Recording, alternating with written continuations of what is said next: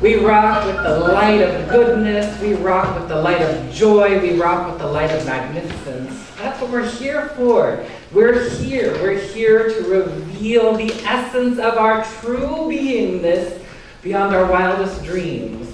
And I really mean that quite sincerely, beyond our wildest dreams. Most of us don't even allow ourselves to even kind of tap in, like, what are my wildest dreams? There's some wild dreams going on within us that we don't even know what they are, because oftentimes we kind of get stuck in a rote, kind of a mundane, mediocre pattern. We get stuck in routines every once in a while. And routines, they have a place, but not to run our lives, Welcome to October, welcome to the month of letting go. Isn't that reading great? Yeah. Reading was wonderful.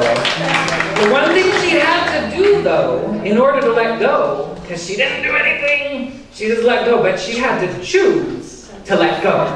She had to choose to let go. So we want to choose to let go of things that no longer serve us. That's the theme of the month.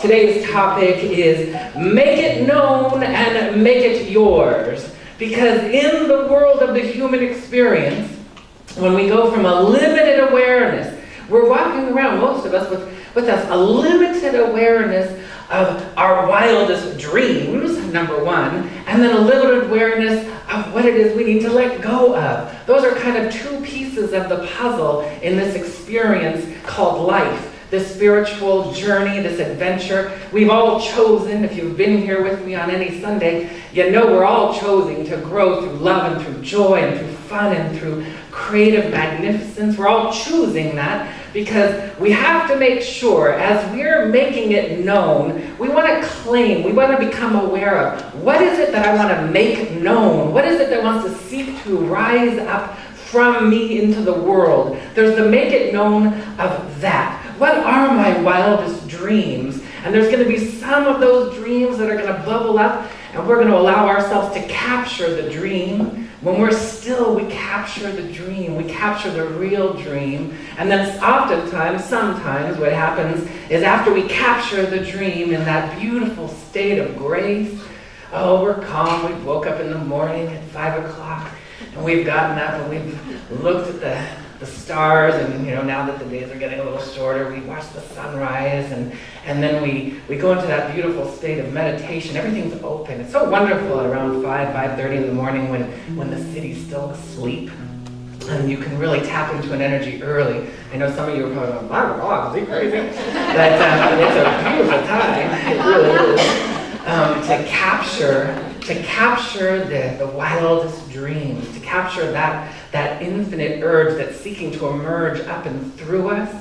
And then there's going to be the part of making it known, where it's like the make it known of, what do I need to let go of? What do I need to release in order that I may fulfill the thing that is seeking to emerge into my life? And so sometimes it sounds so easy. It really is easy. Just like in the reading, she didn't do a treatment, she didn't affirm, she didn't call her friends, she didn't call the prayer line. She just let it go. And then in my world, the next thing that she did was she said, let it be. What am I gonna do now?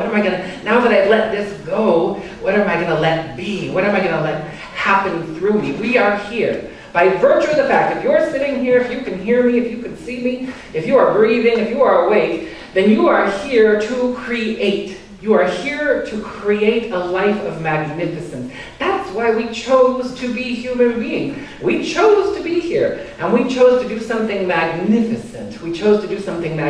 And as we're kind of exploring in the prayer class right now, the structures that we stand on in our own lives, our physical structures, our emotional structures, our financial structures, our home structures.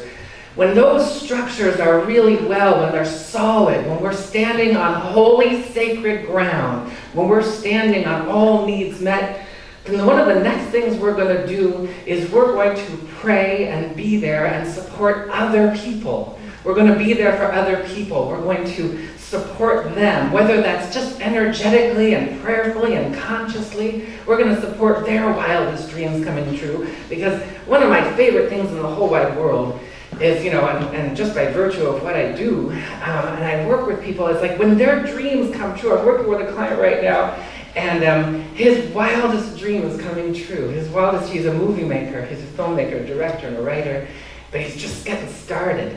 And he went out and he scrounged up enough money and he made his first film. And I've been there from the get-go, from the inception of like, oh, I don't know if I can do this, and I don't know people, and I'm not talented enough, and I'm not strong enough. Like, no! If there's something in you that is seeking to rise up and be fulfilled, then it must be fulfilled, and we will clear and cleanse the things that would stand in the way of that fulfillment. We are to be open to benevolent satiation and divine fulfillment on a regular basis. Every morning, again, back to 5 o'clock, 5:30 in the morning. When you do that, I tell you, when you get up at 5:30 in the morning, you have so much time. It's very spacious when you do that. It really is. You can meditate, you can relax, you can have your tea, you can go for a jog, you can walk your dog. It is wonderful. It is wonderful. And so we want to make it known. We want to make it known of what that is to heal. And then we want to allow it to become and make it ours as an experience. That's what we're here to do, is to make it ours as an experience. Sometimes life feels like, some of you have heard that sometimes God tests us. We're getting, this is the earth school, and we're here to learn lessons, and sometimes we're given a test. And it's like, well, there is no testing. The only people, God does not test us. We can test ourselves. We test ourselves all the time when we leave things suppressed in our cellular memory, in the subconscious. Then we are going to come up against some wild tests that I'm going to say a lot of us aren't going to really like. We're not going to like it if we leave those things suppressed and we don't get into it. We want to let go before life asks us to let it go. We want to let go. We want to be proactive. And there is stuff to let go. Trust me, there is stuff to let go of. When I was 19, my mom was diagnosed with leukemia. And back when I was 19, I was a very unawake 19-year-old. I was one of those 19-year-olds that thought he knew everything, just wanted to party and thrive and whatever. Well, not really thrive, not divine thriving, but just get out there and have fun, and kind of had a little disregard for others in a way. Courteous and polite and kind and all those things, but not from a place of understanding a connection to the greater good, not even having an idea of what my wildest dreams were. And so she was diagnosed with leukemia. One day she was at a supermarket and she just collapsed. And we didn't find out until we got a call that she was in the hospital. And I didn't know what to do back then. None of the people in my family had a consciousness of what to do. None of us were spiritual. And so we just wanted to hope for the best, and we put all of our hands and energy into Western medicine and just said, we're going to just let it be. And then I was taking a trip to Europe, and it had been agreed that it would be a good thing, even though she was, starting to go through all the steps of chemo and all of that jazz. It would be good that I should just go on my trip, because it would be important for her to not think that I'm canceling that for her. And so I did. And I got to go and have fun and party in Europe. It was great, and we went on a 6-country tour, and we got to Paris, and we got to Notre Dame in the cathedral, and we walked in, and it was just oh my God, it was awe-inspiring. And then there was the place where you come and you light your candle for your prayer.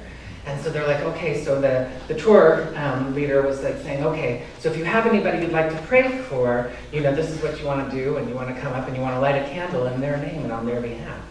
And so I did, and I was like, oh wow, I have somebody who I really need to pray for, which I would have never have thought of on my own. I didn't think of it on my own prior to this moment. I was like, oh, okay. So I went over and I brought my mom into my heart. I didn't know what I was doing back then either. I was like, well, I don't really know how to pray. And just like the girl in the Let Go, you don't really need to know. You don't have to study. You have to just get into your heart. And so I did, and I lit the candle, and I was just praying for love and wellness and goodness for my mom. And as luck would have it, all of a sudden, I had about, a couple more weeks on my trip left, and then I got home and she was in remission. And I was like, oh my God. Now, I didn't put two and two together back then. And it wasn't until years later, when I was in my mysticism class at Agape and getting ready to go into practitioner training, and we were to think of an answered prayer that we had experienced in our life, a real, genuine, bona fide answered prayer. And so we went into meditation, and then all of a sudden, and this is a couple decades later, my mom ended up falling out of remission a year later, and then a year after that, she made her transition. And you know, back then, again, I didn't really have the wherewithal to make an understanding of all that. And so there was some stuff that kind of stuck with me in terms of, you know, what do you do with all that energy? There was grieving energy that got unprocessed. That kind of energy, if you don't process it at that particular time, it's going to come up at a later date, and it's going to be one of those things you're going to want to let go of. And so we were in the mysticism class, and it came up, and I was watching this movie of back when I was in Notre Dame, and I was lighting the candle and doing the prayer, and I saw how the prayer floated over and touched my mom, and that's what did it. And the reason it did it was because my mom had been going through a very challenging time in her life. My dad it was bad, they divorced, he left. My sister coincidentally just happened to be 18, moved out. My brother had already just recently moved out, and then I was about to move in with my dad. And so she was feeling exceedingly abandoned. She also had some issues with her own family that left her feeling exceedingly abandoned. And there was some part of her beingness that just didn't want to be here anymore, and she didn't think anybody even cared if she was here anymore. Everybody had left. Her family had left. Everybody was gone. And so I'm in the mysticism class, and it's all coming up. All it took was the vibration that somebody cared and somebody wanted her here, and boom, remission. Then I come home, everything, and then everything kind of goes back to the way it was.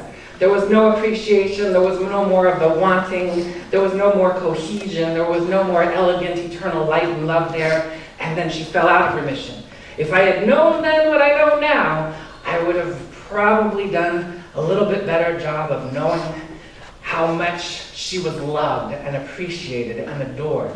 And so part of this was, in the mysticism class, also came up was within me letting go, because I didn't even know there was guilt and shame associated with that. Because all of this is happening. You are a 360-degree orb of energy, and your energy body catches everything. Everything is recorded. You talked about, you know how today there's cameras everywhere recording everything. This camera right here has a 360-degree view of everything that's going on in your life, and it captures everything. Everything is captured. And so all of that, when we're having a memory, not only does it come through the neural net of our brain where it goes like, oh, it's firing and going over and grabbing a memory, and then we're remembering it, but it's in your cellular memory, and whatever is off, whatever is out of integrity with truth, love, grace, beauty, the eternal light of the Holy Spirit of God within us, it is going to need to be let go.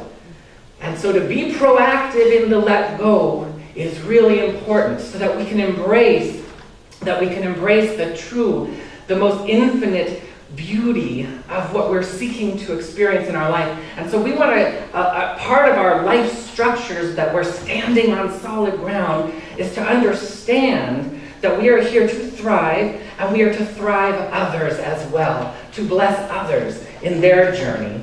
And so we want to make it known both what is it that you're seeking to experience and to express, what are the things that thrill your heart, and we want to make it known and not hide or run from hurt or pain. There are plenty of us that we don't want to. I also, at Agape, host a bereavement support group for animals once a month, and people come in and you can't even imagine what comes up. The grieving process is going to pull up not just what's going on in this particular instance, but every ounce of all other grieving that has never been processed is going to come up with it, which is why sometimes one particular instance can seem overwhelming because it's grabbing all of these other instances, and this big, huge tidal wave of energy can come over. And this is some of the stuff we need to let go. And right now, a lot of us are walking around suppressing. Don't talk about that. I don't want to know about that. And that means I'm suppressing something. And we don't want to suppress something.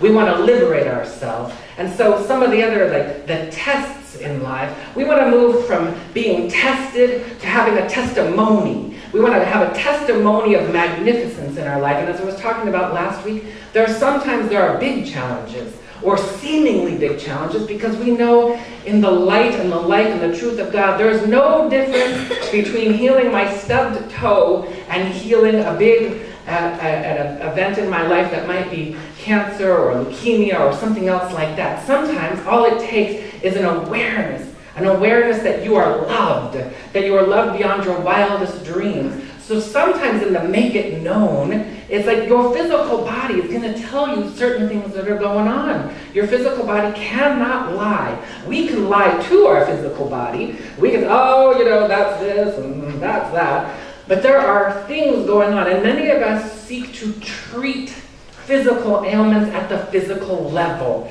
just through medications or diet or things like that. There's always an emotional, mental counterpart to all of it. And if we want to be thorough, we're going to dive in and we're going to let it all be fun and good. When we open into the light of God and we move into a prayerful state, meditative, and again, you don't need to have any credentials or degrees in all of this. If we're in a sincere place of just saying, okay, God, just show me, what is it that I need to know? It's kind of like in the life visioning process. What do I need to let go of? And what do I need to embrace? And when we get stuck in a rote, the machinations of daily life that prevent us from allowing ourselves to just be still and know that I am magnificent, that something wants to emerge through us and have its way. That's what we want to, the charge is to allow that time. There's people, I couldn't wake up at 5 or 5, that's insane. That's I really need to sleep in. Well, there's a point where you end up living on a nectar in your beingness that goes beyond survival, and your energy body will expand. Right now, I don't care. I do care, but I don't care how old you are or what's going on in your life. I care. I love you.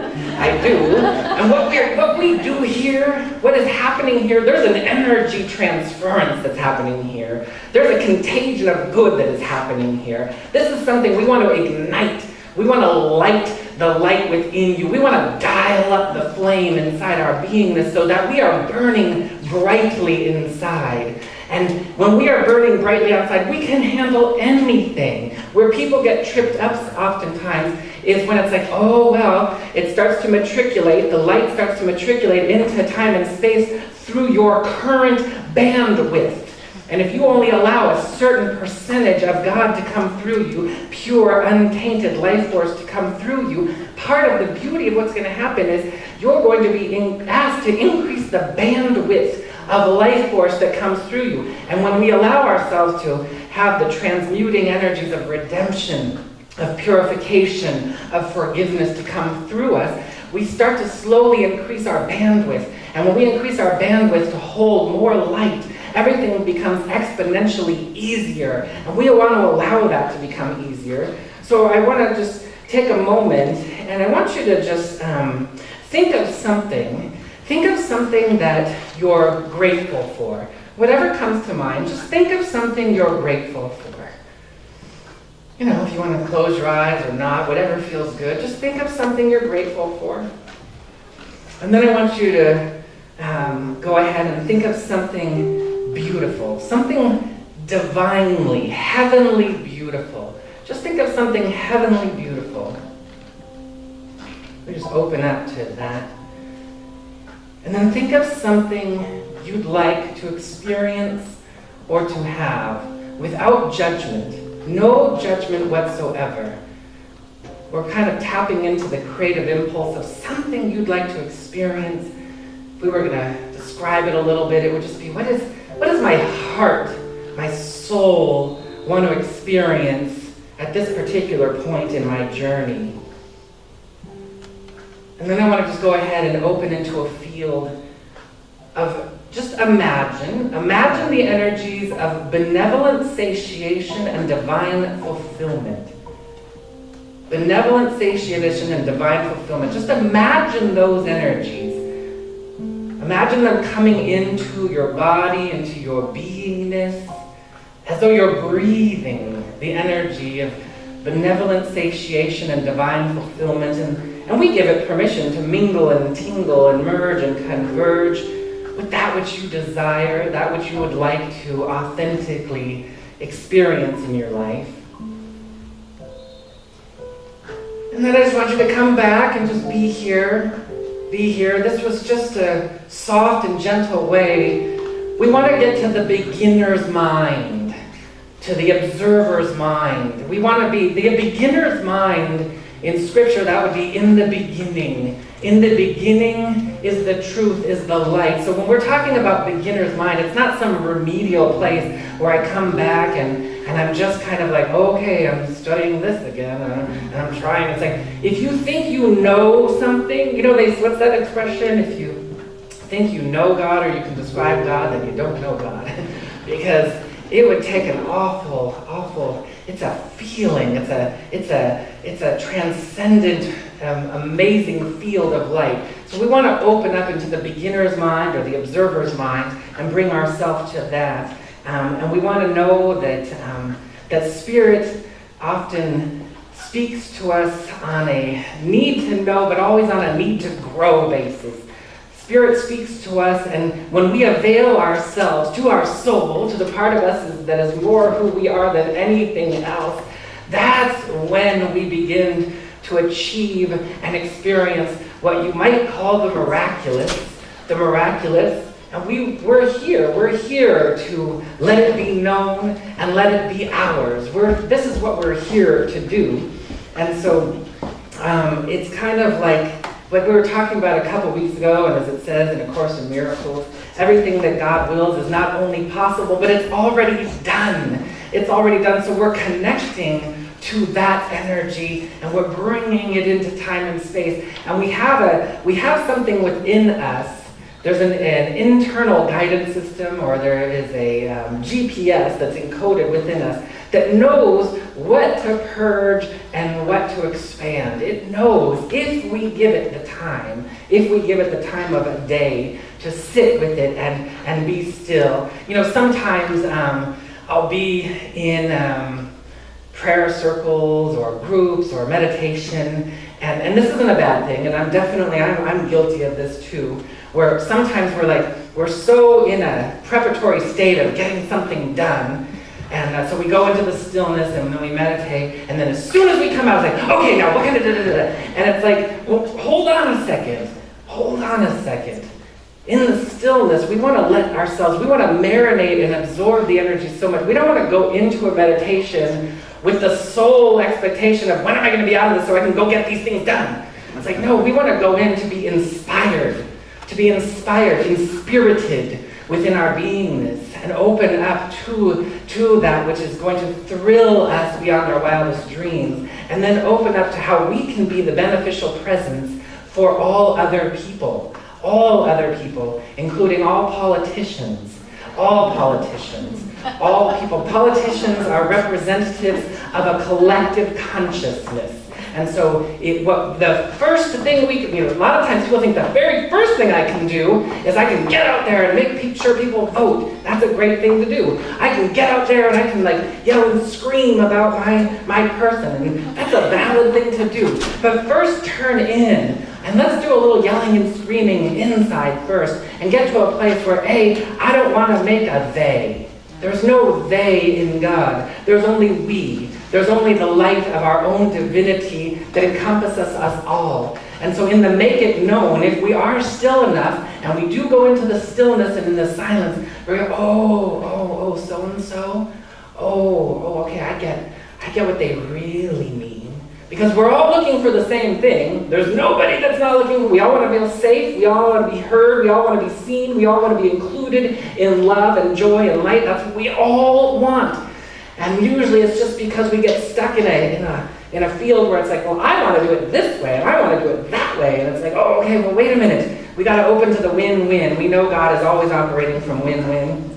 And so as we get ready to close, I'm just going to want to ask you one more time to bring your awareness, come back with me into the stillness a little bit. Again, no efforting, no trying. We don't have to make a big deal out of it. We're just going to open up, and I want you to go ahead and once again just bring back that thought of something you'd like to experience or to have once again. And again, don't worry what comes to mind. Just allow whatever it is, and then bring to mind the essence of the energy within your beingness that would satiate that. Bring to mind the energy that will allow this to come into fruition in our lives, an embodiment energy. And then I want you to go ahead and I want you to bring to mind somebody else that you would like to bring a blessing upon. Just bring to mind somebody else you'd like to bring a blessing upon. It could be one person, 3, 5. It could be a group. It could be a region. Somebody you'd like to bless, because as divine emissaries, born in the image and likeness of God, our job is to bless other people. And oftentimes we inadvertently aren't blessing them. Sometimes we're cursing them. And so I want to just bring to mind somebody you'd like to bestow blessings on, and imagine whatever energy that you think they need. Imagine it just flooding over them, whether it's confidence or prosperity or joy or self-love or whatever you could imagine. Radiant wellness. Bless that upon that person. And then I want you to bring to mind our beloved soul center. We're part of a collective here. Our beautiful community is a community of truth and light, and we're all part of it, whether you're here for the first time or whether you've been coming for years. There's a collective energy here, and when we move into the group consciousness, what would you like to bless upon our community? What would you like to bless upon our community? Just bring forward that blessing. Imagine that we are all in divine receptivity. And then once again, I'd like you to imagine the energies of benevolent fulfillment and divine satiation. Those energies flowing and glowing through, over, and around the people we have brought to mind, our beautiful beloved community, our beautiful beloved country. We bless the oneness and the grace as we take a moment and bless the country. And we bless the world. We bless the world, the entire world, all countries, all peoples, all races, all religions, all spiritual centers. We bless peace and love and wellness and goodness. We bless that upon the world. And we take a moment and we just continue in this field of prayer. We open our hearts, our bodies, our minds, our souls to the infinite light of God, and we allow ourselves to be available to the great remembering of knowing that Spirit, the omnipotent, omnipresent light of God that blows the breeze across the grass and the fields, that crashes the waves upon the shore and emits the mist in the air, that allows the rain to fall from the clouds and the water to flow in the rivers. We open to that holy light, the light of intelligence that loves us beyond our wildest dreams, the omniamorous light, the omniscience, the omni-active energy that is alive. We open to that and to remembering our own divinity. There is a divine spark within us that has never been hurt or harmed, that has the answer to every question. And as we be still and know that I am the presence of the Holy Spirit of God, as we open to that, we allow divine strength to rise up. We allow enthusiasm to flood and fill and thrill the desires of our heart and soul. I am truly grateful. Grateful to know that it is God's good pleasure to bring forward the kingdom of heaven to, through, and as each and every one of us here today, and for each and every one of our friends and our family members and our colleagues. We open to that. We open to a presence and a power of the light of our own magnificence, knowing that we are not small or mediocre, that we are big and grand and beautiful. And we step into this humble energy, this humble state of grace and beauty. And I am truly grateful to know that as we bathe in this energy, as we open to this, we simply must agree to allow it to be. We allow the energies of benevolent satiation, divine